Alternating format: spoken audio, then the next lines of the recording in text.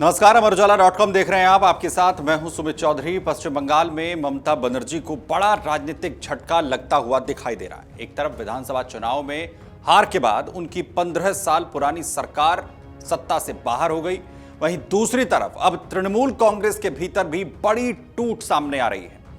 Party से निष्कासित विधायक ऋतव्रत बनर्जी 58 विधायकों के समर्थन का दावा करते हुए राज्यपाल भवन पहुंचे, खुद को असली तृणमूल कांग्रेस विधायक दल का नेता बता दिया।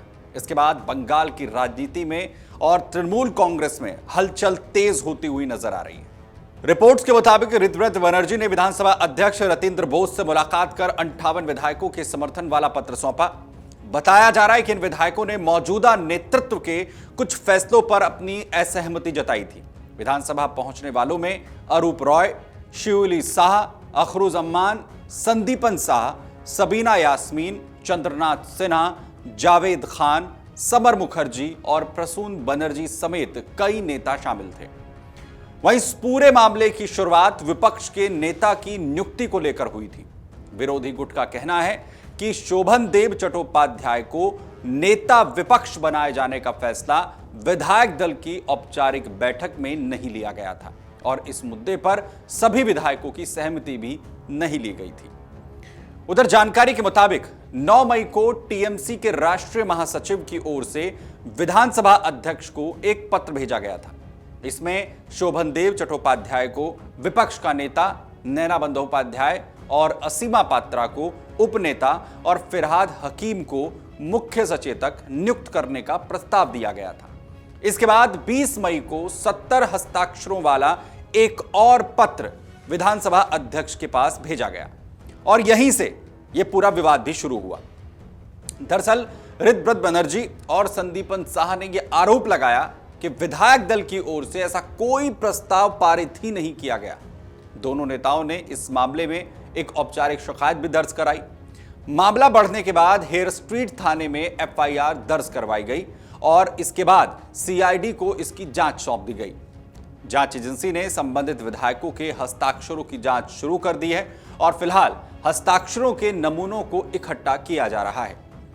वहीं बुधवार को ऋतव्रत बनर्जी ने 58 विधायकों के समर्थन का दावा करते हुए विधानसभा अध्यक्ष को चिट्ठी दी।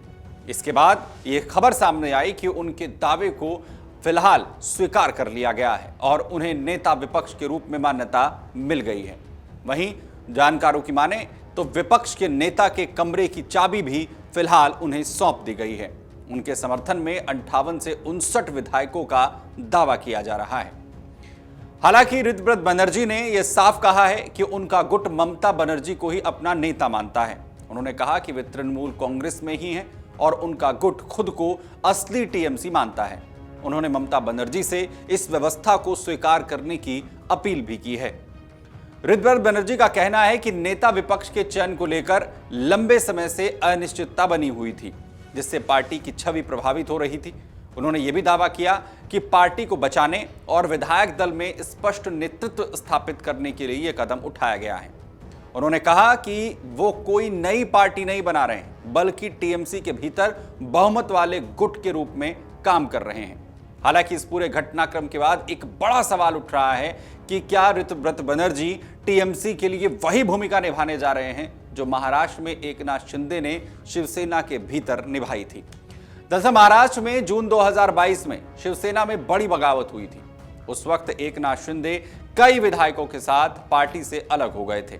उन्होंने दावा किया था कि उद्धव ठाकरे के नेतृत्व में शिवसेना अपनी मूल विचारधारा से भटक गई है।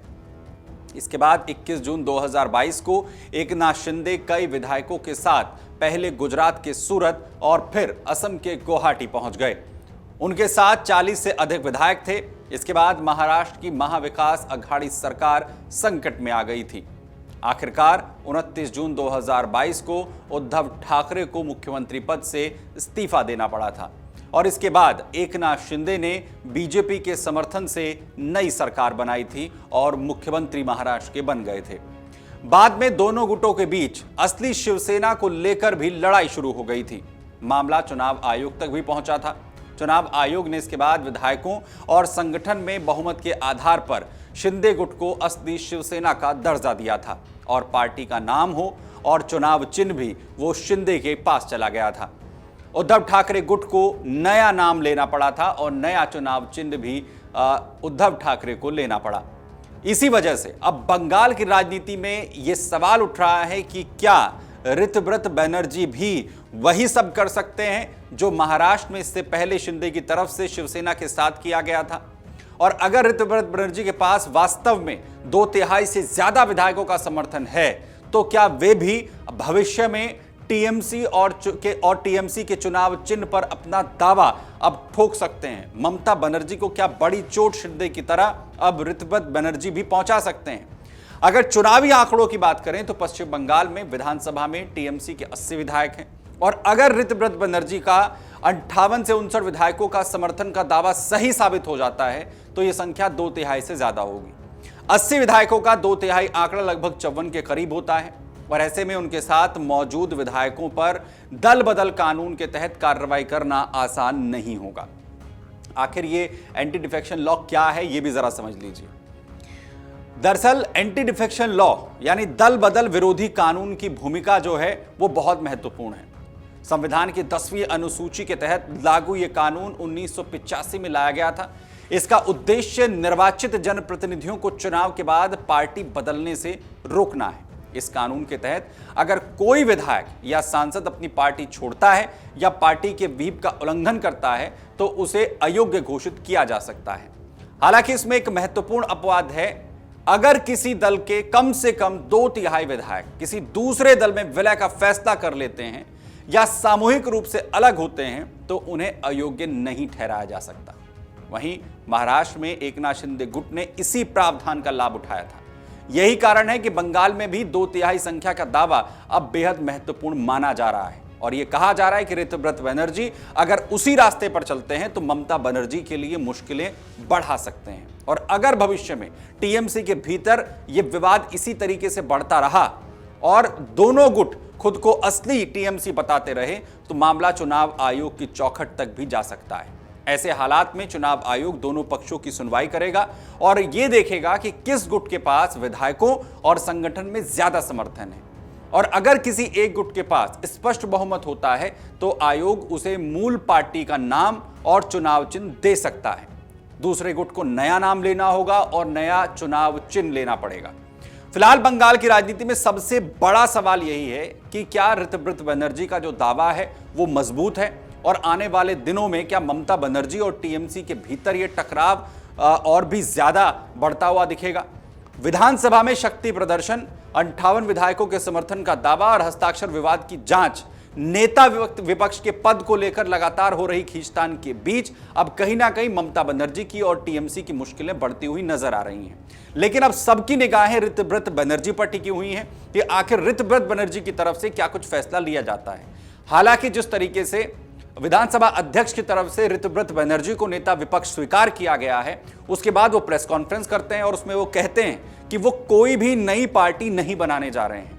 ऋतव्रत बनर्जी ये दावा कर रहे हैं कि उनकी नेता ममता बनर्जी ही हैं और ममता बनर्जी उनकी तरफ से जो इनिशिएटिव पार्टी के अंदर लिया गया है उसे स्वीकार करें और ये वो सहमति है जो सभी विधायक चाहते थे और पार्टी उस पर फैसला नहीं ले पा रही थी। ऋतव्रत बनर्जी ने यह भी दावा किया कि अगर नेता विपक्ष का चयन किया जाना था तो उसके लिए सभी की सहमति लेनी जरूरी थी, लेकिन ऐसा नहीं किया गया और शीर्ष नेतृत्व की तरफ से उसे एक फैसले की तरह थोप दिया गया। इसके अलावा सबसे गंभीर सवाल और सबसे बड़ा सवाल जो इस वक्त ऋतव्रत बनर्जी और विरोधी गुट उठाता हुआ नजर आ रहा है वो है अभिषेक बनर्जी का, क्योंकि सबसे बड़ी जो दिक्कत है पूरे गुट को वो अभिषेक बनर्जी के नेतृत्व को लेकर ही है। और अब सबसे बड़ा सवाल यह भी है कि ममता बनर्जी क्या टीएमसी पार्टी को चुनेंगी या फिर अपने भतीजे अभिषेक बनर्जी को, ये ममता बनर्जी को तय करना है। लेकिन इतना जरूर है कि ये टूट अब टीएमसी के अंदर बड़ी मुश्किलें टीएमसी और ममता बनर्जी के लिए बढ़ाती हुई नजर आ रही हैं। अगर आप ये वीडियो YouTube पर देख रहे हैं तो हमारे चैनल को सब्सक्राइब कर बेल आइकन दबाएं और Facebook पर देख रहे हैं तो हमारे पेज को लाइक करें।